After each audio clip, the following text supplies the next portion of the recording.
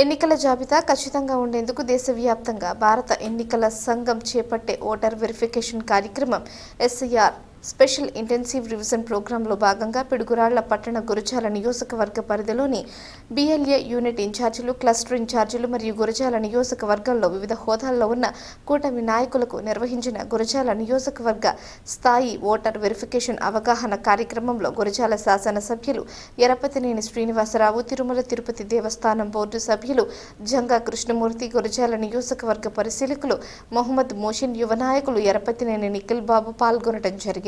ఈ సందర్భంగా ప్రతి 20 లేదా 25 సంవత్సరాలకు ఒక్కసారి ఎన్నికల జాబితా ఖచ్చితంగా ఉండేలా నకిలీ ఓట్లు లేకుండా చూడాలని, మరణించిన లేదా నియోజకవర్గంలో నివాసం లేని ఓట్లు తొలగించాలని, అర్హులైన కొత్త ఓటర్లకి ఓటు హక్కు కల్పించాలనే ఉద్దేశంతో నిర్వహించేదే special intensive revision voter verification అని మాట్లాడటం జరిగింది. దాదాపు 20 లక్షల పైగా పార్టిసిపేట్ చేశారు. మనం నియోజకవర్గ మహానాడు పెడితే 2000 మంది వచ్చేవాళ్ళు. మొన్న క్లస్టర్ వైజ్ చూస్తే దాదాపు 2 రోజులు కలిపి 15,000 మంది వచ్చారు, పార్టిసిపేట్ చేశారు. సో ఇది చాలా మంచి పరిణామం. సరే, ఈరోజు ఈ సర్వమైన బూత్ లెవెల్ ఏజెంట్లకి ఒక శిక్షణ కార్యక్రమం అన్ని నియోజకవర్గాల్లో కూడా పెట్టమని మన పార్టీ ఆదేశించింది.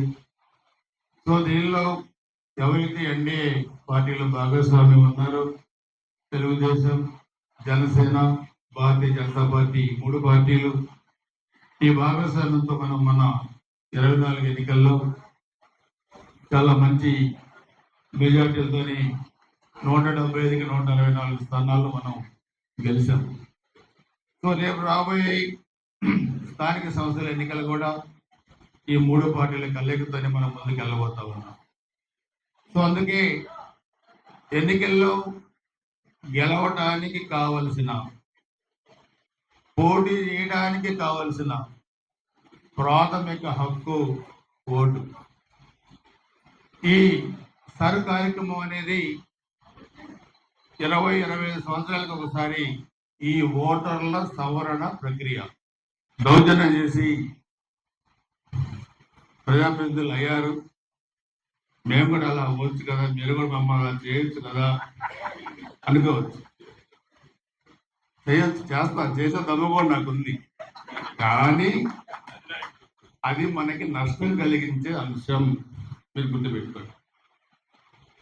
ఇక్కడ వాళ్ళు చేసుకున్నారు, ఏ కౌన్సిలర్కి ఏ వార్డో తెలియదు, ఆ కౌన్సిలర్కి ఏ బౌండరీసో తెలియదు, ఓటర్స్ ఎవరో తెలియదు, ఆ వాటిలో సమస్యలు తెలియదు. మీటింగ్లకు వస్తారు, వాళ్ళే మొత్తుకున్నారు, మాకు 10,000 రోడ్డు కూడా మాకు వర్క్ కూడా మాకు ఇవ్వలేదని. అది కాదు, డెమోక్రసీలో మనం ప్రజల దగ్గరికి వెళ్ళాలి. ఇక్కడ 2 ఉపయోగాలు ఉన్నాయి. ఒకటి, మన 3 పార్టీల మధ్య దీనివల్ల ఐక్యత పెరుగుద్ది. ఇంకా చిన్న చిన్న విభేదాలు ఉంటే మనం పరిష్కారం చేసుకోవచ్చు. పబ్లిక్ నన్ను కూడా చాలా మంది అడుగుతారు, అన్న ఇన్ని సంవత్సరాలు చంద్రబాబు నాయుడికి దగ్గర ఉంటావు కదా, నువ్వేందన్న మంత్రి కాలేదని. మంత్రి అయితే ఒక శాఖే, నేను అన్ని శాఖలకి నేనే మంత్రి అని చెప్తాను. అది చంద్రబాబు నాయుడు గారి దగ్గర మనకున్న గుర్తింపు. ఎప్పుడు కూడా మనిషికి అసంతృప్తి అనేది ఉండకూడదు. రాజకీయాల అవకాశాలు అనేది వస్తూ ఉంటాయి, మనం వెయిట్ చేయాలి.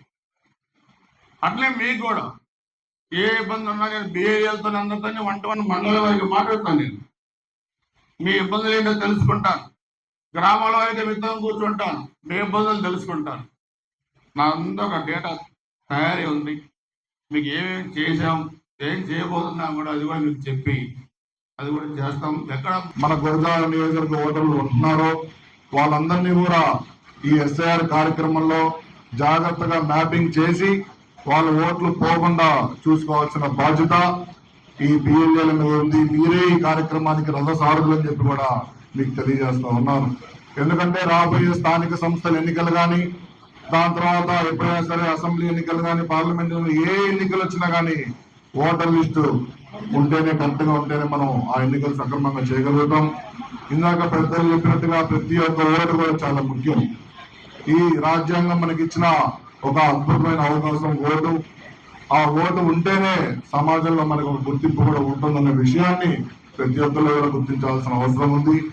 అదేవిధంగా ఇందాక మన నాయకులు చెప్పిన విధంగా ఇతర ఎవరైతే మరి వైసీపీ కానీ లేకపోతే మిగతా వాళ్ళు ఎవరైతే ఉన్నారో ప్రతి ఒక్క పార్టీ కూడా వాళ్ళ తరఫున బిఎల్ఏని మరి నియమించడం జరుగుతుంది. దాంట్లో భాగంగా ఏదైతే దొంగ ఓట్లు ఉన్నాయో లేదా మరణించిన వాళ్ళ ఓట్లు ఉన్నాయో వాటన్నిటిని కూడా ఇతర పార్టీల ఓట్లు ఏదైతే ఉన్నాయో వాటన్నిటిని కూడా మనం చూసి వాటిని తొలగించాల్సిన అవసరం కూడా మన బిఎల్ఎల్ మీద ఉందని చెప్పి కూడా మీ అందరికీ తెలియజేస్తా ఉన్నాను. అదేవిధంగా ఏదైతే మనకి ఎన్యూమరేషన్ ఫార్మ్స్ కూడా ఇస్తున్నారో రాబోతా ఉంది. ఈ నెల రోజుల కార్యక్రమంలో ఏదైతే మనం చేంజెస్ చేసామో వాటన్నింటిని కూడా ఒకసారి మళ్ళీ చెక్ చేసుకునే అవకాశం మనకి ఇస్తా ఉన్నారు. వీటన్నిటి మీద మళ్ళీ మనం ఇంకోసారి మీటింగ్ పెట్టుకొని ఏ విధంగా ముందుకు వెళ్తామనే విధంగా ఒకసారి దానిలో మాట్లాడుకుందాం. ముందు ఈ నెల రోజుల కార్యక్రమంలో ఏ విధంగా ప్రతి ఓటుని మనం మ్యాచ్ చేయాలనే ఒక ఆలోచన చేసి ఆ విధంగా ప్రతి ఒక్క కార్యకర్త ఒక్క ఓటు కూడా మిస్ అవ్వకుండా ఏదైతే మన కూటమి పార్టీ కార్యకర్తలు కానీ నాయకులు కానీ ఒక్క ఓటు కూడా మిస్ అవ్వకుండా ప్రతి ఒక్క ఓటుని మ్యాపింగ్ చేసే దిశగా కృషి చేయాలని చెప్పి మనస్ఫూర్తిగా కోరుకుంటూ ప్రతి ఎన్నికల్లో కానీ ఏ ఎన్నికల్లో అయినా ఓటర్ లిస్టే ప్రధాన మరి అంశం కాబట్టి మీరందరూ కూడా దాన్ని కృషి చేయాలని చెప్పి మనస్ఫూర్తిగా కోరుకుంటూ సెలవు తీసుకుంటున్నాను. Thank you. తెలుగుదేశం పార్టీ ఎందుకు ఏర్పడింది? తెలుగుదేశం పార్టీని ఎందుకు మనం బలపరచాలా? తెలుగుదేశం పార్టీ వైపు ఎందుకు మనం కొనసాగించాలంటే ఆలోచన ప్రతి ఓటర్ కూడా చేయాల్సిన అవసరం ఉంది. వారికి కావలసిన చైతన్యాన్ని మీలాంటి నాయకులు కూడా ఇవ్వాల్సిన అవసరం ఉంది. ఎందుకంటే నాయకులు మేము అనుకుంటా చాలా మంది కూడా నేను చాలా మంది కష్టపడుతున్నాను, నాకు ఈ పదవి ఉంది, ఇంకా పదవులు రాలేదు అనుకుంటున్నా. పదవులని సాధ్యం కాదు, తప్పనిసరి కష్టపడాలి. ఎందుకంటే నిరంతరం కష్టపడాలి. కష్టపడినప్పుడు అందరూ కూడా శ్రీనివాసరావు గారు కానీ మేము కానీ ఎమ్మెల్యే అంటే మేము కష్టాలు మాకున్నాయి, అనేకమైన కష్టాలు పడ్డాం. రెండోది అంటే ప్రతి ఇంటి గడప తట్టి ప్రతి మనిషిలో పలకరించడానికి కార్యక్రమాలు కూడా మనం వారికి చెప్పడానికి మంచి అవకాశం కాబట్టి తప్పనిసరిగా అవకాశాన్ని వినియోగించుకోండి. మనం ఏదో ఇంటి దగ్గర పోతే మన నాయకులు కాదనేటువంటి ఆలోచన కాదు.